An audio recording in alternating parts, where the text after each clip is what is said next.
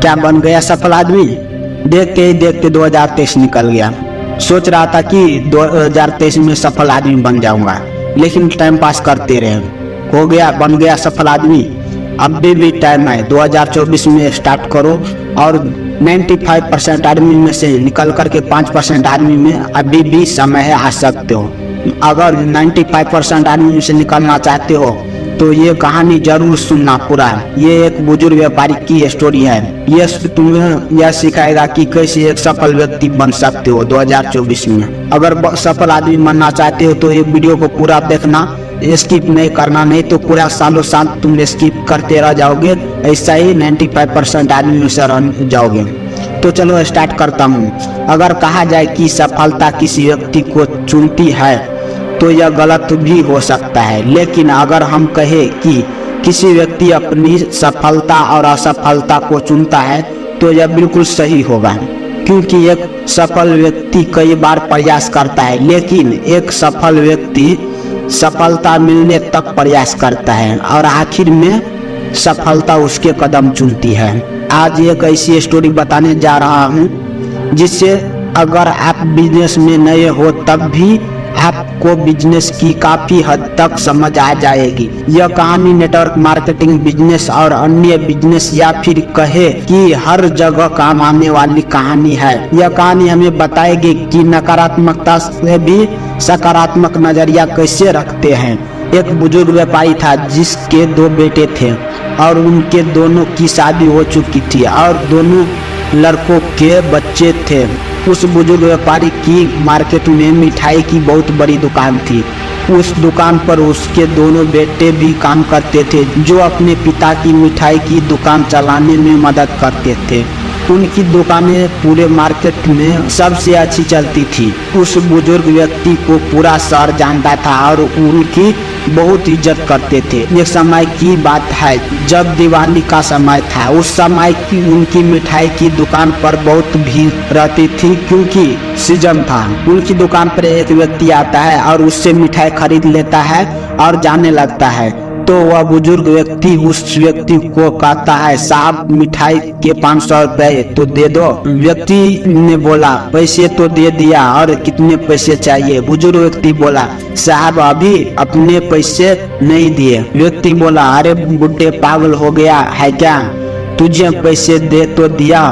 और उनकी बहस होने लगती है और इतने में ही उस व्यक्ति को गुस्सा आ जाता है और वह उस बुजुर्ग व्यक्ति को एक थप्पड़ मार देता है। फिर वहाँ पर बहुत भीड़ लग जाता है। वहाँ लोगों उस मामले को रफा दफा कर देते हैं। बुजुर्ग व्यक्ति के दोनों बेटे अपने पिता को संभालते हैं और फिर अन्य ग्राहकों को सामान देने लगते हैं। धीरे धीरे रात हो जाता है और दोनों लड़के घर पर निकल जाते हैं और बुजुर्ग व्यक्ति थोड़ी देर और रुक जाता है।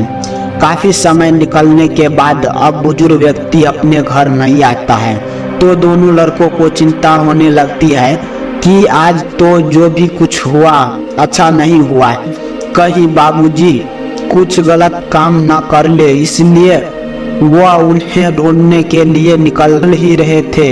इतने में ही वह बुजुर्ग व्यक्ति आ जाता है। बेटा बोलता है, कहाँ गए थे आप? बुजुर्ग व्यक्ति बोलता है, मैं उस व्यक्ति को मिठाई देने के लिए उसके घर गया था जिससे आज झगड़ा हुआ था। बेटा बोला, आप उसके घर क्यों गए थे?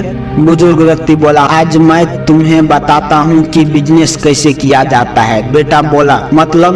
बुजुर्ग व्यक्ति बोला, जो होना था वो हो ही गया। फिर मैं उसके घर गया और मैंने उससे बोला कि सर मेरी गलती थी, जब मैंने हिसाब मिलाया तो सब बराबर निकला है। फिर मैंने उसे मिठाई दी और मैं वापस आ गया।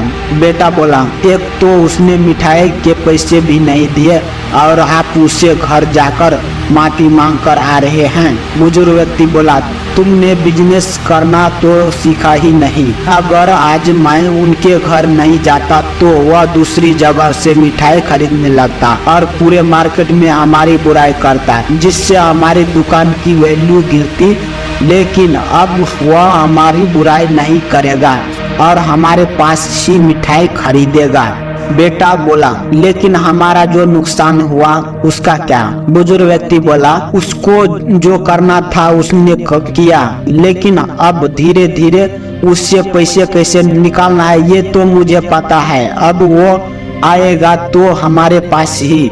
इससे कहते हैं व्यापारी चाहे कितनी भी बड़ी समस्या क्यों ना खड़ी हो जाए, लेकिन एक व्यापारी हमेशा अपनी फायदा ही देखता है। इससे क्या सीखने को मिलता है? पहला, सबसे ज्यादा जो अहम है उसके बारे में सोचना चाहिए। हमें अपनी सोच को सकारात्मक रखना चाहिए। जिस तरह उस व्यक्ति में नकारात्मक में भी सकारात्मक विचार रखा, उसी तरह हमें भी हर स्थितियों में सकारात्मक नजरिया रखना चाहिए। दूसरा, अगर आप नेटवर्क मार्केटिंग बिजनेस करते हैं या फिर और किसी चीज में बिजनेस में है, तो सबसे पहले तो आपको यह सीखना चाहिए कि बिजनेस करते कैसे हैं, जो कि इस कहानी में बताया गया। तीसरा, परिस्थिति कैसे भी हो, हमें अपने ग्राहक से अपनी व्यवहार खराब नहीं करना चाहिए, क्योंकि कौन सा पेड़ कितनी गहराई रखता है ये हमें पता नहीं होता। इसलिए अपने ग्राहक को साथ अच्छा व्यवहार होना चाहिए। चौथा, बिजनेस करने के लिए आपको सबसे ज्यादा जरूरी है लोक व्यवहार। उसमें आपको महारत हासिल करनी होगी ताकि आप बिजनेस किसी भी परिस्थिति में बंद ना हो। तो यह वीडियो आपको कैसा लगा कमेंट बॉक्स में अपना राय जरूर बताइए, और चैनल पे नए हैं तो चैनल को सब्सक्राइब कर लीजिए। इसी तरह का वीडियो हम लेकर के आते रहेंगे। तब तक के लिए जय हिंद, जय भारत। मिलते हैं अगले वीडियो में।